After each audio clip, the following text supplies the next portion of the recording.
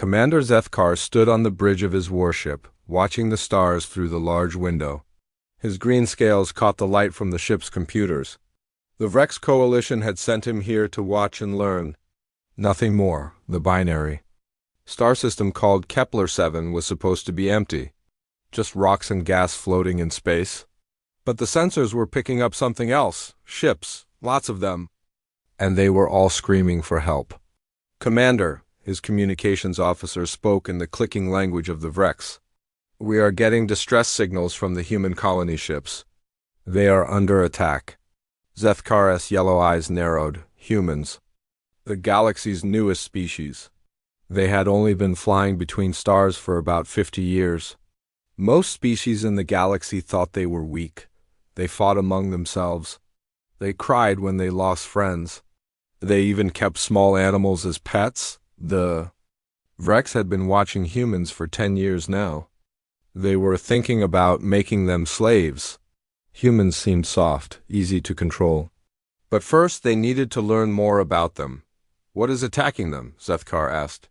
The hive mind, sir. Long-range scans show at least 20 of their ships. Zethkar felt cold fear run down his spine. The hive mind was death itself. They consumed entire worlds. They turned living beings into mindless drones. Every species in the galaxy feared them. How many human ships? 12 colony ships, 3 military vessels. They are trying to protect the others. Zethkar thought about this. The humans were outnumbered. They would die. But maybe he could learn something useful by watching. Maybe he could see how humans fought when they were scared. Take us closer, he ordered. But keep us hidden. I want to see what happens. The ship moved through space toward the battle. On the main screen, Zethkar could see the human ships. They were much smaller than Vrex vessels. Their weapons were simple, but they were moving in patterns that made no sense. The colony ships were huge and slow. They carried families, children, old people. The 3 military ships were trying to protect them. But the hive mind ships were faster, stronger. The humans should have run away, but they didn't run. Sir, the weapons officer said, the humans are not retreating. They are forming a defensive line. Zethkar watched in confusion. The smart thing to do was run, save what you could. That was the Vrex way. That was how you survived in the galaxy. But the humans were fighting a battle they could not win. Of the human military ships exploded in a ball of fire. The other 2 kept fighting. The colony ships were trying to get away, but they were too slow. The hive mind was catching up. Sir, one of the human ships is sending us a message. Put it on screen. The face that appeared was unlike anything in Zethkar's experience. The human had short brown hair and blue eyes. His skin was pale and covered in sweat. There was blood on his forehead. But his eyes were steady, not afraid. This is Captain Jake Morrison of the colony ship New Dawn, the human said. I don't know who you are, but if you're listening to this, stay away. The hive mind is here. They've taken 3 of our ships already.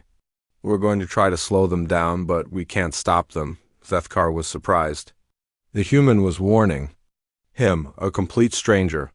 Even though his own people were dying.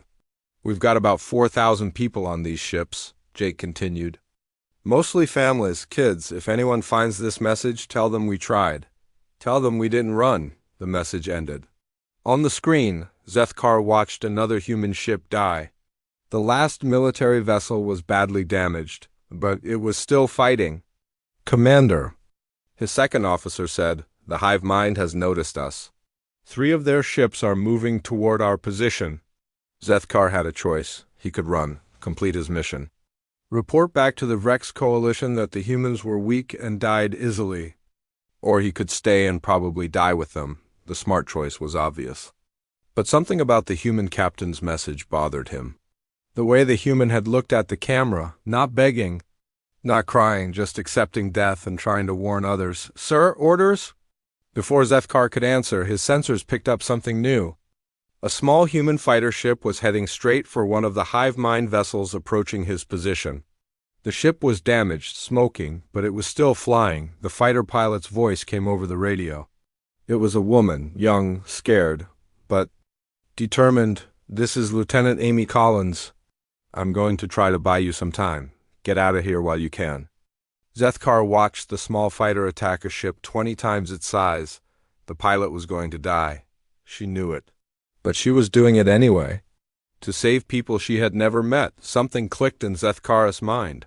He had been wrong about humans. They were not weak. They were something else. Something he did not understand. "All weapons online," he ordered. "Prepare for combat." His crew stared at him in shock. This was not the mission. This was not the Vrex way. "Sir, we're not supposed to engage. Our orders are to observe only." Zethkar watched the human fighter explode against the hive mind ship. The young pilot was gone. But her sacrifice had damaged the enemy vessel. "Orders change," he said. "Contact the human captain. Tell him we're here to help." For the first time in his life, Commander Zethkar was about to fight alongside another species. He did not know it yet, but this decision would change everything he thought he knew about strength, fear, and what it meant to be truly dangerous. The human ship New Dawn was a mess when Zethkar first stepped inside it through the docking tube. His boots clanged on metal floors that were dented and burned.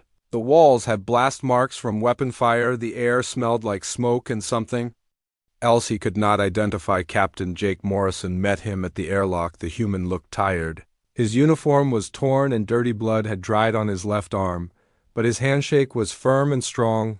"Thank you for coming." Jake said, "I wasn't sure anyone would answer our call." Zethkar studied the human captain. He was shorter than most Rex, but there was something solid about him, the way he stood, the way he looked directly into Zethkar's eyes. Most species looked away when meeting a Rex warrior. "I am Commander Zethkar. I've brought 3 ships and 200 soldiers. 200. Jake's eyes widened. "That's more help than we've had in days." They walked through the ship's corridors. Zethkar saw human crew members working everywhere. They were fixing damaged systems, moving supplies, helping the wounded. Some were very young, almost children, but they all worked with purpose. "How many people are on your ships?" Zethkar asked. "About 4,000 on the colony ships. Most are families, women and children and old people. The New Dawn has 300 crew members. We're the only military vessel left." Zethkar was confused. "Where are your other warships, your fleet?" Jake's face became dark. We're a colony mission, not a military force. We had 3 escort ships, but 2 are gone. The third is barely holding together. You came this deep into space with so few weapons?" "We came to build homes, not to fight wars." They entered what Jake called the cargo bay. It had been turned into a command center. Humans worked at computer stations. Maps of the local space filled the walls. At the center sat a large table with star charts. "This is Dr. Lisa Ward, our chief medical officer." Jake pointed to a woman with short black hair who was treating a wounded human soldier. "And that's Staff Sergeant Ben Tucker, our security chief." Ben Tucker was a big man with scars on his face and arms. He looked like he had been in many fights. He nodded to Zethkar, but kept working on his weapons. Dr. Lisa Ward looked up from her patient. "Commander, we have wounded Vrex soldiers in Medical Bay 3. Your men were hurt in the fighter attack." Zethkar was surprised. "You treated my people." "Of course they were bleeding, but they are not your species." Lisa looked at him like he had said something strange. "So what they needed help?" This confused Zethkar. "In Vrex culture you helped your own kind first, others came later, if at all." But this human doctor had treated his soldiers like they were her own people. "We need to talk about the hive mind," Jake said, pointing to the star chart. "They have at least 15 ships left. We have your 3 ships, and what's left of mine that's not good odds. The hive mind does not negotiate," Zethkar said. "They only consume. They turn living beings into drones. We know, we've seen what they do to captured people." Ben Tucker looked up from his weapon. "My brother was on the colony ship Horizon when they took it. That was 2 days ago." "Then your brother is gone?" Zethkar said. "The hive mind does not keep prisoners." "Maybe, but we're going to try to get him back anyway." Zethkar stared at the human. "That is not logical. Your brother is either dead or converted. There is nothing you can do. Maybe you're right, but we have to try." "You will die for nothing." Ben Tucker stood up. He was almost as tall as Zethkar. "Then we die. But we don't abandon our people." Dr. Lisa Ward came over to them. "Commander, can I ask you something about Vrex biology? I want to make sure." I'm treating your wounded correctly. For the next hour, Lisa asked detailed questions about Rex anatomy and medicine. She wanted to know how their blood worked, what medicines were safe, how to recognize signs of infection. She wrote everything down in a small notebook. Why are you doing this? Zethkar asked. Because I'm a doctor. It's my job to help people. But we are not your people. You are now. Zethkar watched the humans work. They moved with purpose, but also with something else, hope. Even though they were outnumbered, even though they were probably going to die, they still believed they could win. Alarms started ringing throughout the ship. Jake ran to the communication station. What? Is it Hive Mind Scouts? Came a voice from the speakers. 3 ships approaching from the asteroid belt. Battle stations, Jake ordered Ben. Tucker grabbed his rifle. Commander, want to see how humans fight? Zethkar followed the humans to the gun positions. The weapons were simple compared to Vrex technology, but the humans used them with skill. The scout ships came in fast-firing plasma bolts. One of the human gunners was hit by enemy fire. His arm was badly burned, but another human immediately took his place. The wounded man crawled to a medical station where Dr. Lisa Ward began treating him. Keep firing, Ben Tucker shouted. Don't let them get close to the colony ships. Zethkar watched in amazement. The humans were not just fighting for themselves, they were fighting for people they might never meet, children and families on the other ships, people who could not defend themselves. The battle was short. The scout ships were destroyed, but not before they damaged the New Dawn's engines. Report. Jake called. Engines at 60%, came the reply. Life support is stable. Weapons online. Good, get me a damage control team to Deck 7. Dr. Lisa Ward had saved the wounded gunner's arm. She was now treating a Vrex soldier who had been helping with repairs. The soldier had been burned by an exploding power conduit. Does it hurt? She asked the Vrex soldier. Pain is acceptable, the soldier replied. Well, I'm going to make it better anyway. Zethkar realized something important. These humans did not just fight to survive, they fought to protect others, even aliens they had just met, even when it would be easier to let them die. This was not weakness. This was something else, something he was beginning to understand might be very dangerous. Indeed, the asteroid field around Kepler 7 was perfect for hiding. Big rocks floated in space like mountains. Some were as large as cities, others were small enough to hold in your hand. The human and Vrex ships moved between them like fish swimming through a coral reef. Zethkar stood in the command center of the New Dawn. The plan was simple. The hive mind would come looking for them. When they did, the Allied ships would attack from the asteroids. It was a good plan. A smart plan, but humans, Zethkar was learning, did not always do smart things. Commander Ryan Clark is requesting permission to move his squadron closer to the main hive mind force, Jake Morrison said from his captain's chair. How much closer? Zethkar asked. About 2 kilometers from their lead ship. Zethkar's scales went cold. That is suicide. The hive mind weapons will destroy them before they can attack. Ryan knows that. He wants to do it anyway. On the communication screen, Commander Ryan Clark appeared. He was a young human with red hair and green eyes. He looked calm.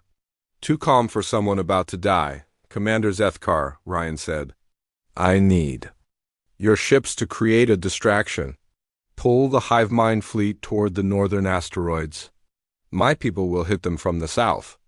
Your fighters cannot survive that close to their capital ships, Zethkar warned. Maybe not. But we can do a lot of damage before they get us.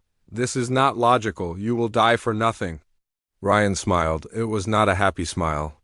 Sir, with respect, you don't understand humans very well yet.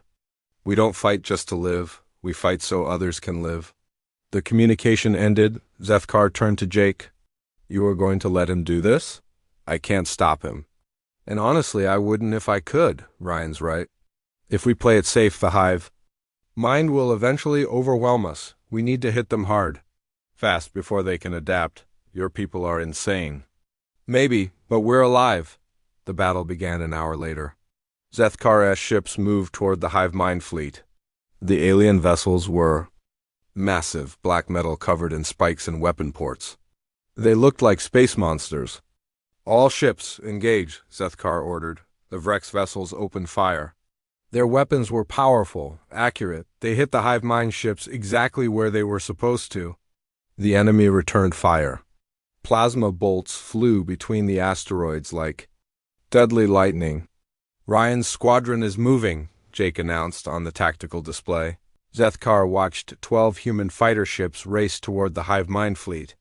They were so small compared to the enemy vessels, like insects attacking giants. One of the fighters was piloted by Kate Sullivan. Zethkar had met her earlier. She was young, maybe 25 human years. She had blonde hair and blue eyes, and she smiled too much for someone about to die. "This is Kate," her voice came over the communication system. "I'm going for the lead ship's engines.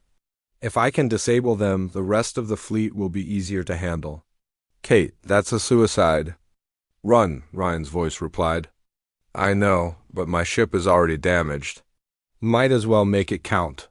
Zethkar watched Kate's fighter dive toward the massive hive mind capital ship. Enemy weapons fired at her from every direction. Her ship was hit multiple times.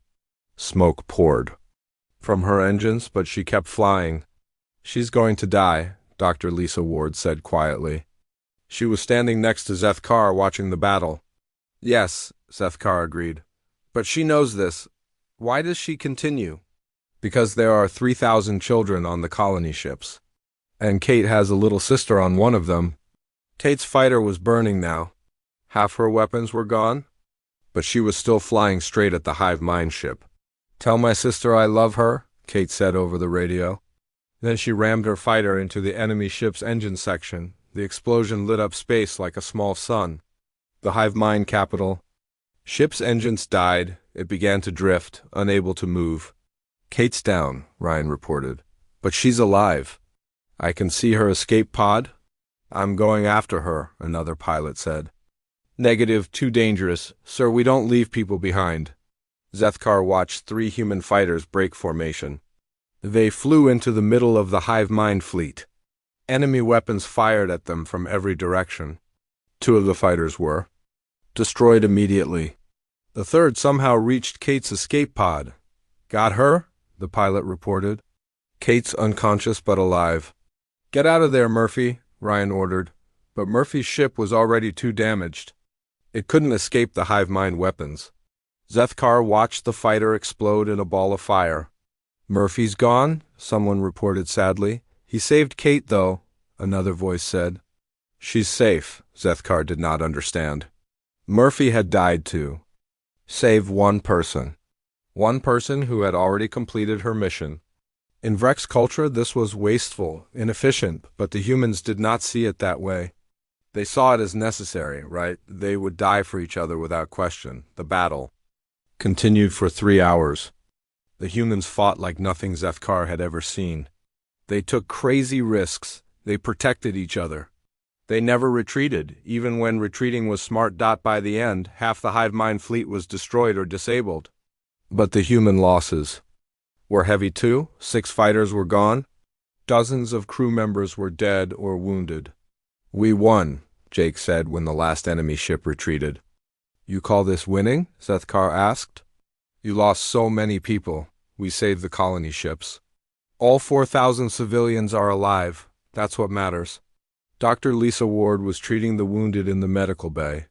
Both humans and Vrex, she worked. For 18 hours straight without rest. When Zethkar asked why she pushed herself so hard, she simply said, "Because they need me." That night, Zethkar sat alone in his quarters, thinking about what he had seen. The humans fought without fear. No, that was wrong. They fought with fear. They were terrified. But they fought anyway. They fought because they loved each other. They fought because they could not bear to lose the people they cared about. They fought because leaving someone behind was worse than dying. This was not weakness. This was something else. Something that made them more dangerous than any weapon. Zethkar was beginning to understand what human terror really meant. It was not the fear of death. It was the fear of failing to protect the people you loved, and that fear made them capable of anything.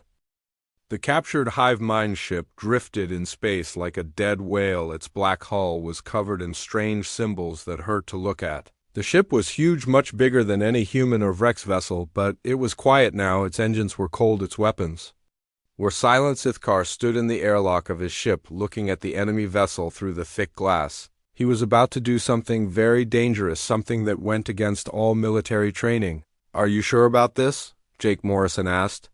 "Over the communication system, no," Sithkar replied. "But we need to know what we are fighting. We need to understand how they think." The strike team was small, just 6 people, 3 humans and 3 Vrex. Jake Morrison was there along with Marine Lance Corporal Danny Foster. Danny was young, maybe 22 years old. He had brown hair and serious eyes. He carried his weapon like he knew how to use it. The third human was Amy Collins. She had survived her fighter crash and insisted on coming. Amy had short red hair and green eyes. She was angry. Her brother Tom Collins was a Marine captain who had been captured 3 days ago. "My brother is on that ship," Amy had said. "If there's any chance he's alive, I'm going." The 3 VREX soldiers were all experienced fighters. They had fought the hive mind before they knew what to expect, but Sithkar could see fear in their eyes. The airlock opened with a hiss. The strike team floated across the empty space between the ships. Their magnetic boots clanged against the enemy hull. The sound echoed strangely in the vacuum. "Cutting through now," Danny reported. He used a plasma torch to burn a hole in the ship's outer wall. The metal glowed red, then white, then melted away inside the hive mind.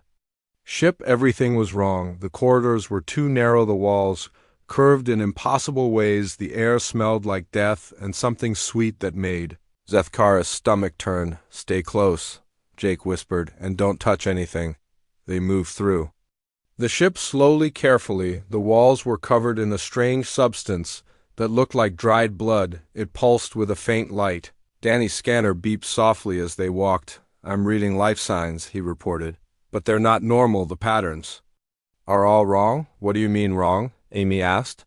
"Like they're alive, but not alive at the same time." They found the first conversion chamber. 20 minutes later, it was a large room filled with metal tables. Each table had restraints, tubes, and wires connected to medical equipment, but this was not healing equipment. This was something else. "Oh, God," Amy whispered on. The tables were bodies. Some were human, some were Vrex, some were other species Sithkar did not recognize, but they were all wrong. The bodies were still alive, but parts of them had been replaced with machine parts, metal arms where flesh arms should be, computer screens where eyes should be, wires running under the skin like veins, but the worst part was their faces. They were awake, they were aware, they knew what was happening to them. "Help me," one of them whispered. It was a human woman. Her voice came from a speaker in her throat. "Please help me." Danny raised his weapon, but Jake stopped him. "We can't. They're still people. They're not people anymore," one of the Vrex soldiers said. "They're drones." "No," Amy said, looking at the woman on the table. "She's still in there, can't you see? She's still human inside." The woman on the table looked at Amy with metal eyes. "It hurts," she said. "It hurts so much. Please make it stop." Sithkar felt something cold move through his body. This was not just death. This was worse than death. The hive mind kept their victims alive. They kept them conscious while they turned them into machines. "We need to keep moving," Jake said, his voice tight. "Find the main computer core."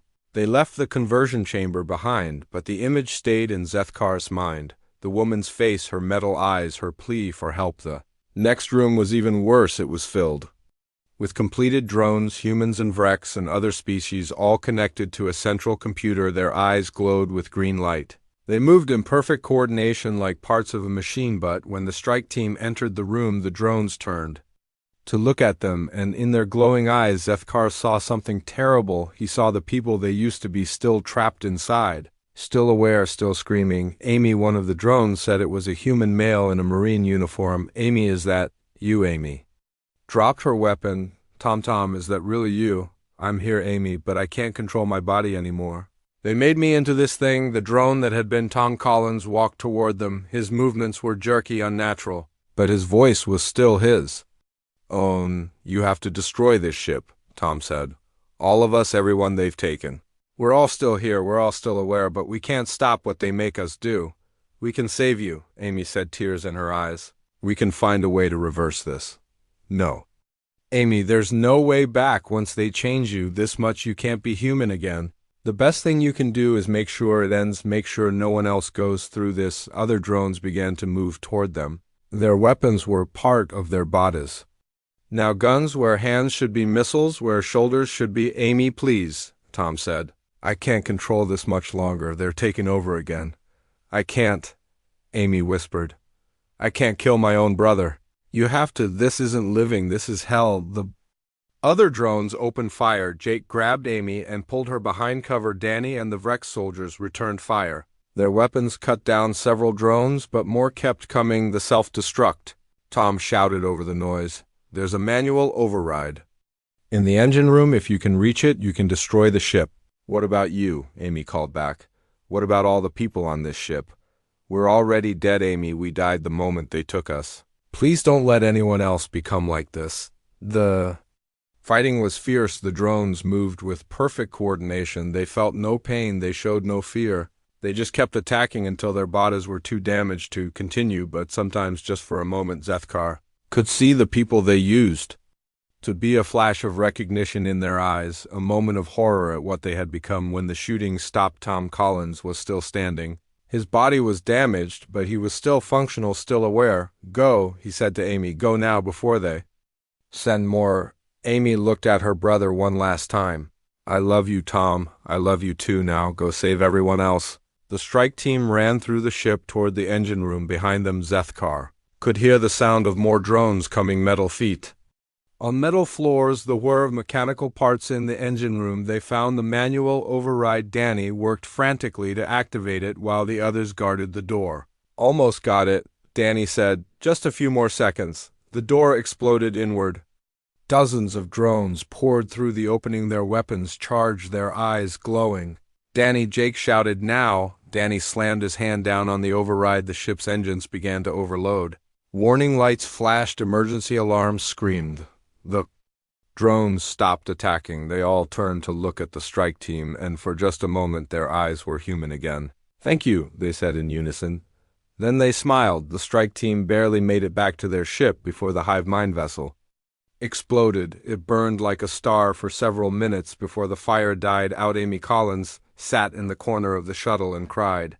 Jake Morrison put his hand on her shoulder but said nothing. Zethkar stared out the window at the debris field. He finally understood what they were fighting. The hive mind was not just death. It was the complete destruction of everything that made a person who they were, and the only way to stop it was to make sure no one else ever had to go through what Tom Collins had endured. This was why humans fought so hard. This was why they sacrificed themselves for others. They had seen what the alternative was, and they would do anything at all to prevent it from happening again.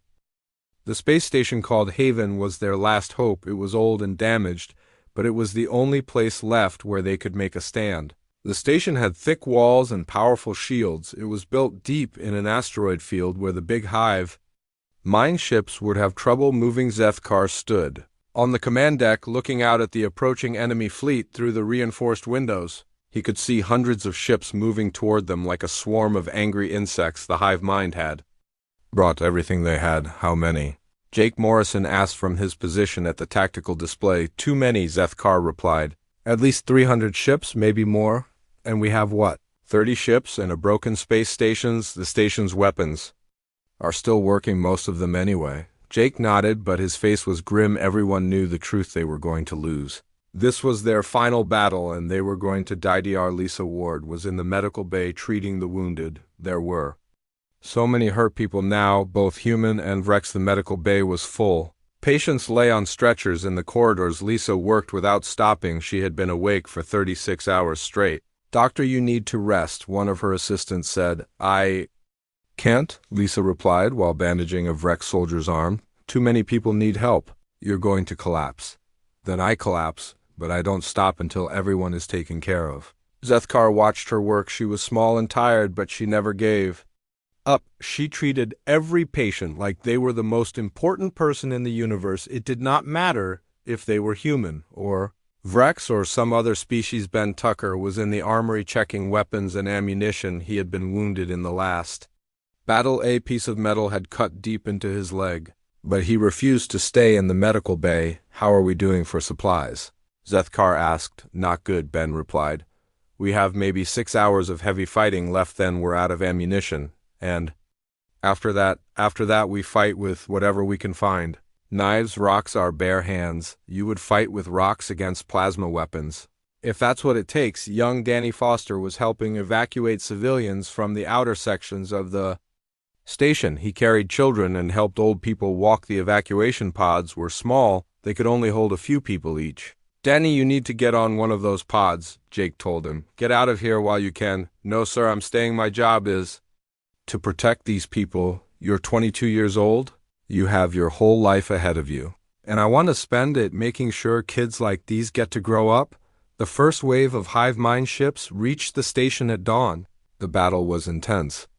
The station's weapons fired continuously, cutting down enemy ships. But for every ship they destroyed, 3 more took its place. Hull breach on deck 7, someone reported. Sealing emergency doors. Came the reply, direct hit on the main reactor, switching to backup power. They're boarding us. Docking Bay 3. Zethkar ran to Docking Bay 3 with a squad of Rex soldiers.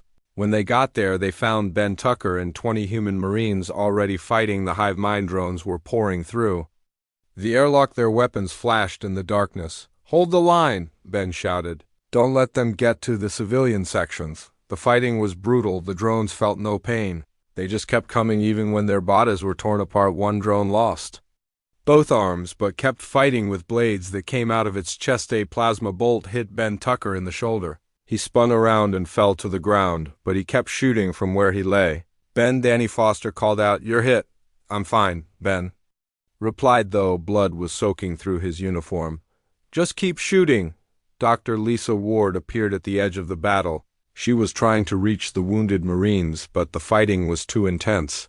"Lisa, get back," Jake shouted. "It's too dangerous. I have to help them," she called back. A hive mind drone saw her and raised its weapon. Zethkar shot the drone, but there were too many others. Lisa was trapped in the middle of the battle. Ben Tucker saw what was happening. He struggled to his feet and ran toward Lisa. A drone fired at her. Ben threw himself in front of the plasma bolt. It hit him in the chest. He fell to the ground and did not get up. Ben. Lisa screamed. She crawled to where he lay and tried to stop the bleeding, but the wound was too deep. "Take care of the others," Ben whispered. "Don't waste time on me. I'm not leaving you. You have to. There are too many people who need you." Ben Tucker died holding Lisa's hand. He was 28 years old. He had been a soldier for 6 years. He died protecting someone he barely knew. The battle for Docking Bay 3 lasted 4 hours. When it was over, 37 humans and Vrex were dead. The medical bay was full of wounded. Danny Foster had taken a plasma burn to his face, but he was still alive. "We can't hold them," Jake said quietly. "They're too strong." "Then we evacuate," Zethkar replied. "Save who we can." "No," Jake shook his head. "If we run, they'll just follow us. The colony ships are too slow." "They'll never escape." "Then what do you suggest?" "We make our stand here. We hold them as long as we can give the evacuation ships time to get away." "That's suicide." "Maybe, but it's the right thing to do." Dr. Lisa Ward was in the medical bay treating the wounded from the battle. She worked with tears in her eyes. Ben Tucker's death had hit her hard, but she did not stop working. "Doctor," a young Vrex soldier said. "Why do you cry for the human Ben? He was not your family." "He was my friend," Lisa replied, "and he died saving me." "But he was just one person." "No, he was not just one person. He was a good person, and the universe is darker without him." The evacuation continued through the night. Parents said goodbye to their children. Old people were helped into the escape pods. Young people volunteered to stay behind and fight. Danny Foster was helping load the last pod when a little girl grabbed his hand. "Are you coming with us?" she asked. "No, sweetheart, I have to stay here." "Why?" "Because someone needs to keep you safe." "Will I see you again?" Danny smiled, even though his face was burned and bandaged. "Maybe someday, if we're very lucky." The child was lifted into the pod. The doors closed. The pod launched into space, heading for the distant star. Zethkar watched the evacuation ships disappear into the darkness. He thought about Ben Tucker and how he had died. He thought about Dr. Lisa Ward and how she cried for a man who was not even her species. He thought about Danny Foster promising a child he would keep her safe. These humans were different from anything he had ever seen. They did not fight because they were brave. They fought because they were afraid. Afraid of losing the people they loved, afraid of failing to protect the innocent, and that fear, that terrible, beautiful Fear made them capable of anything. The final battle would begin soon. The hive mind was preparing for one last assault. But Zethkar no longer feared death. He had learned something from the humans sometimes. The most important thing you can do is stand between the darkness and the light, even if it kills you, especially if it kills you.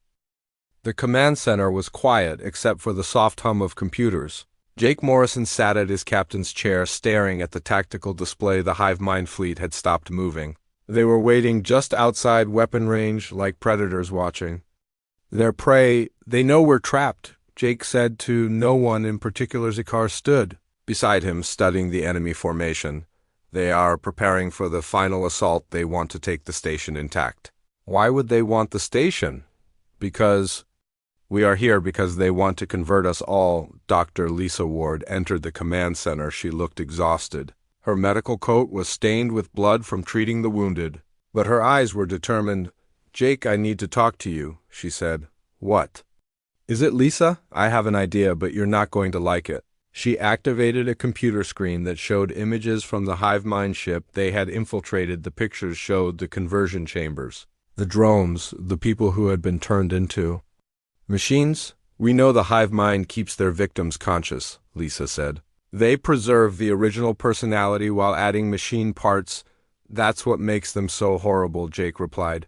Yes, but it's also their weakness. What if we could show the galaxy what really happens to people who are captured? What if we could broadcast the conversion process live? Zethkar felt his scales go cold.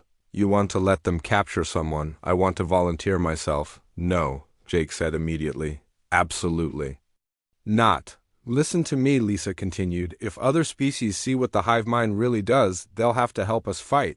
Right now, most of the galaxy thinks this is just a human problem, but if they see their own people being converted, they'll join the war. It's too dangerous, Jake argued, and even if it worked, you'd be dead.